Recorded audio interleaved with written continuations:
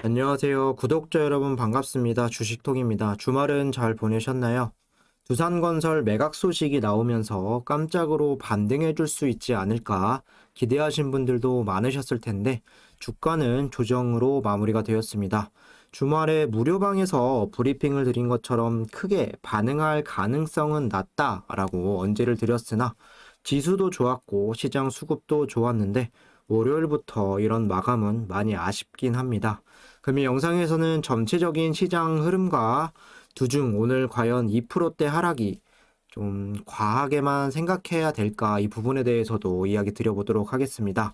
구독과 좋아요는 큰 힘이 됩니다. 소통하는 방송인 만큼 지금처럼 댓글도 많이 남겨주시면 감사하겠습니다. 제 채널은 유한타 증권사와 제휴를 맺고 있습니다. 현재 유한타로 거래를 하시거나 앞으로 사용할 의사가 있으신 분들은 지속적으로 주식톡 무료 정보방에서 관리를 도와드리고 있습니다. 기존에 쓰는 계좌를 바꾼다는 건 쉬운 일은 아니지만 그렇다고 어려운 일도 아닙니다. 유한타로 사용만 하면 조건 없이 무료로 수익 관리를 도와드리고 있고 새로운 계좌, 새로운 마음으로 만들어주시는 분들도 많습니다. 서브 계좌는 유한타 증권으로 이용하셔서 좋은 인연 만들어갔으면 좋겠습니다. 텔레그램 무료방에서는 두중을 중심으로 브리핑, 수급이라던가 이슈, 매수 타점을 공유드리고 있고 시황 분석, 종목 추천, 꾸준하게 수익도 보여드리고 있습니다. 여기 보시면 손절 포함 누적 수익률로 보면 10월달 같은 경우는 제가 거의 한 45%가량 수익을 좀 내어드렸고 11월 같은 경우는 20% 이상 수익 중입니다. 누적으로 보면 큰 수익률이 아닐지 몰라도 꾸준하게 이렇게 수익을 내어드리고 있고 모든 게 무료로 진행이 되고 있습니다. 참여 원하시는 분들은 댓글에 나와 있는 제 번호로 문자를 주시거나 1대1 카톡으로 주제없이 문의 남겨주시면 감사하겠습니다. 그럼 구독, 좋아요 눌러주셨으면 영상 시작을 해볼게요. 주중에 오늘 흐름 여러모로 아쉬운 부분이 많았습니다. 시장 지수, 시장 수급이 살아나는 모습에 주말에도 두산건설에 대한 이런 이슈가 있었으나 테마가 조정, 그리고 개별 수급도 좋지 못한 행보를 보이면서 종가는 마이너스 2%대 마감을 하면서 마무리가 되었습니다. 이런 걸 보면 지수도 좋아야 하고 또 수급도 좋아야 하고 여기 종목이 속해 있는 업종도 좋아야 하고 또 개별적인 수급도 또 받쳐줘야 하고 주식이라는 게 쉽지 않은 게 분명한 것 같습니다. 시장에 대한 이야기를 좀 쉽게 풀어서 이야기 드릴 건데요. 국내 증시는 시작부터 출발이 좋았습니다. 전기, 전자와 의약품 업종이 상승을 주도하면서 코스피 같은 경우는 이렇게 3,000포인트 가까이 또 가는 모습이었고 코스닥은 1,000포인트 이렇게 유지를 하는 이런 모습이었죠. 오랜만에 외국인이 현물 시장 그리고 선물 시장 이렇게 매수세까지 돋보였던 시장이기도 했었는데 외인은 오늘 3,900억 순매수, 코스닥은 690억 순매수, 선물 시장은 1,800억 정도 순매수를 하면서 그래도 지수를 종가까지 안정적으로 끌 수가 있었고 지난주 금요일에 이어서 또 오늘도 좋은 반등 흐름이 이어졌습니다. 하지만 셀트리온이 주도한 제약바이오라던가 반도체 그리고 전기전자 업종이 강세를 특히 보이면서 몇몇 이런 업종들의 편중된 현상이 두드러졌고 강세를 보여줬던 이런 종목군들이 오후까지도 강세를 이어가는 이런 흐름에서 시장은 상당히 좋았지만 조용했던 시장이라고 봐도 큰 무리는 없을 것 같습니다. 아마 상승을 이끌었던 관련 종목군들이 없었다면 그렇게 재미가 있었던 시작은 아니었을 겁니다. 어쨌든 지난 금요일에 이어서 오늘까지 좋은 흐름을 이어갔기 때문에 또 나머지 이번 주 흐름도 좋은 흐름을 기대해봐도 좋을 것 같습니다. 두산 건설에 대한 이슈는 아마 다 확인이 되셨을 겁니다.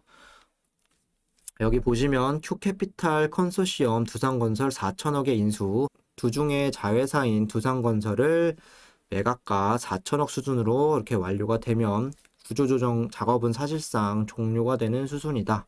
두산건설 지분 99.99%의 매각 협상을 진행 중이다. 마무리 단계로 세부 사항을 조정해 금주 중 주식 매매 계약을 체결할 방침이다. 두산건설 매입 주체는 국내 사모펀드 운용사인 큐캐피탈 파트너스 컨소시엄이다. 제너시스, BBQ, 노랑통닭, 영풍재지 등등 인수한 운용사다. 매매 계약을 체결을 완료하면 연내 공정거래위원회에 기업 결합 신고도 진행할 예정이다. 매각액은 4천억 규모로 알려져 있다. 참고로 두산건설을 매입하는 이 큐캐피탈 파트너스 같은 경우는 보통 매각이나 인수 등등 투자를 목적으로 운영되는 곳이라고 보시면 되겠습니다. 쉽게 인수를 했다가 더 기간을 두고 회사 가치가 올라가면 나중에 또 판매를 통해서 이득을 볼 수도 있고, 가끔 최대 주주의 스카이, 레이크 어쩌고저쩌고 길게 나와 있는 회사들을 보신 적이 있으실 텐데, 보통 이 회사가 최대 주주인 회사들은 매각이나 인수가 나올 가능성도 많은 회사입니다. 예를 들어서 솔루스 첨단 소재 최대 주주가 스카이 레이크로 시작되는 회사죠. 그런 부분들도 잘 체크해 주셔서 참고하시면 좋을 것 같고, 다시 본론으로 좀 돌아오면 두산건설의 매각 소식으로 주가가 크게 부양이 되겠다, 이런 생각은 사실 하지 않았습니다. 왜냐?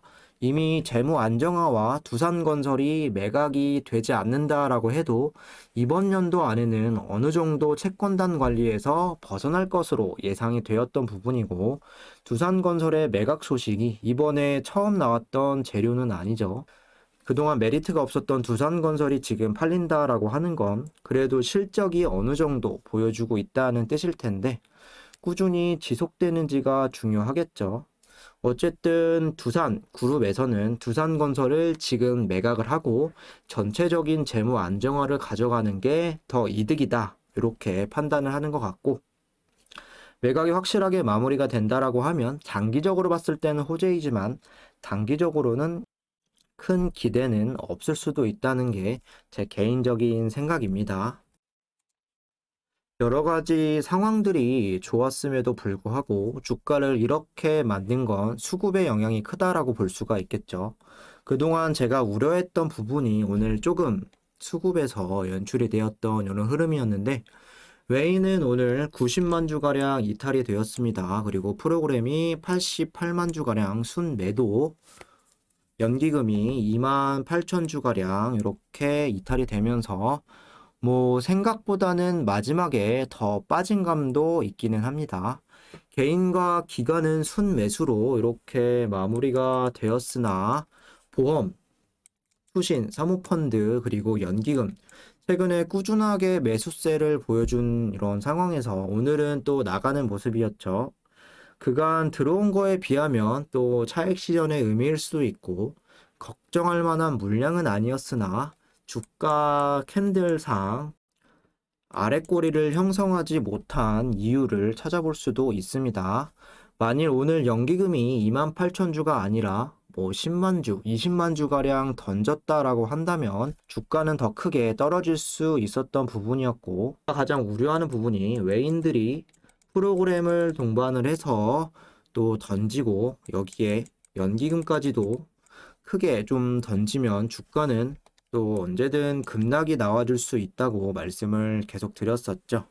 외인과 프로그램, 금융투자 같은 경우는 역시나 믿지 못하는 이런 수급들이고, 기관들, 투신이라던가 사모펀드, 연기금, 두중은 계속적으로 여기에서 좀 담아가야 기대감을 살려나갈 수 있을 거라고 생각을 합니다. 반대로 공매도를 보면 주가 이거밖에 안 빠졌다 하실 수도 있겠습니다. 오늘 공매 비율이 9%까지 또 상승을 하는 모습이었고, 역시나 외인들을 중점으로 프로그램을 동반을 해서 공매 물량을 늘려나갔다라고 이해할 수가 있겠죠. 여기에 기관의 지분도 어느 정도 있을 겁니다.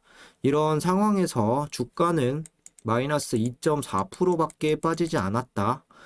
고점에서 봐도 마이너스 한 3% 정도 빠졌다고 볼 수가 있는데, 크게 떨어졌다라고 보기엔 또 어려울 수 있습니다. 전일 잔고 금액이나 잔고 수량도 좀 줄어든 모습도 보였고 상환도 이렇게 좀 많이 체결이 되었는데, 내일 확인할 수 있는 오늘의 이 대차 잔고도 줄어드는 흐름을 기대해 보도록 하겠습니다. 정리를 하자면 시장에 대한 수급은 좋았으나 원전 테마가 또 힘을 받지 못하면서 개별적인 수급은 그리 좋지 못했다. 거기에 외인가 프로그램 주요 기관까지 또 이탈이 된 가운데 하락폭이 2.4% 정도면 오늘 시장 대비했을 때 뭐 못 올라간 건 아쉬울 순 있겠지만 그래도 잘 버텨줬다라고 생각하시는 게 마음이 편하실 수 있겠습니다. 이어서 뉴스를 좀 보시면 급격한 신재생 변화에 뭐 한국전력은 올 4조 적자까지 전망한다 이런 기사도 오늘 봤었는데 이렇게 되면 연말쯤 전기료가 더 올라가는 건 예견된 일이고 전 세계적으로 진행되고 있는 탄소 중립으로 인해서 전력값 상승만 불러오는 꼴이 되고 있습니다. 여기 보시면 원전을 없애고 가장 더러운 연료 늘린다. 골치 아픈 독일 탄핵. 국민들 안 그래도 비싼 전기 더 비싸지나 한숨. 전 세계에서 가장 확고한 탈핵 기조를 유지해온 독일 국민이 과거 합의에 의문을 제기하기 시작한 현실에 주목했다. 국제유가, 천연가스, 석탄 가격이 동시에 급등하는 현실에 우려를 표하고 있고 전체 발전량의 약 25%를 석탄에서 16%를 천연가스에서 얻고 있기에 안 그래도 비싼 전기, 난방 가격이 더 오를 예정이기 때문이다. 독일은 천연가스 소비량의 55%를 최근 공급 제한 논란이 일고 있는 러시아로부터 수입을 하고 있다. 독일은 이미 세계에서 가장 전기가 비싼 나라다. 가정용 전기 요금은 OECD 소속 국가 중 가장 높으며 한국의 3배 이상 높은 수준이다. 전기요금의 재생에너지 부담금 21%, 열 병합 발전 해상풍력 부담금 3.3% 등이 붙어서 청구가 되기 때문이다. 탈핵, 국민적으로 합의는 했지만 환경 딜레마의 주목, 가장 더러운 연료라는 석탄에 대한 요구도 늘어나면서 기존 탈핵 지지자들의 심경이 복잡해졌다. 설문 응답자 중 31%는 전기요금 안정화를 위해서 원자력 발전을 유지해야 한다고 답했는데 이는 2018년 같은 질문에 긍정 대답이 11% 정도 증가한 것이다. 독일은 2011년 6월 전체 원전 17기 중에서 노후 원전 8기를 멈춰 세우고 2015년에서 19년 사이 3기의 원전을 추가 중단했다. 현재 남은 원자로는 6기에 불과하고 이 중 3기는 올해 연말, 나머지 3기는 2020년까지 가동을 중단해 완전한 탈핵을 완성한다는 구성이다. 친환경 에너지의 생산이 지지부진한 상황에서 당장 전체 전력의 11%를 차지하는 원자력 에너지를 대체할 수단은 많지 않다. 석탄과 천연가스를 더 많이 태워야 할 것으로 보고 있다.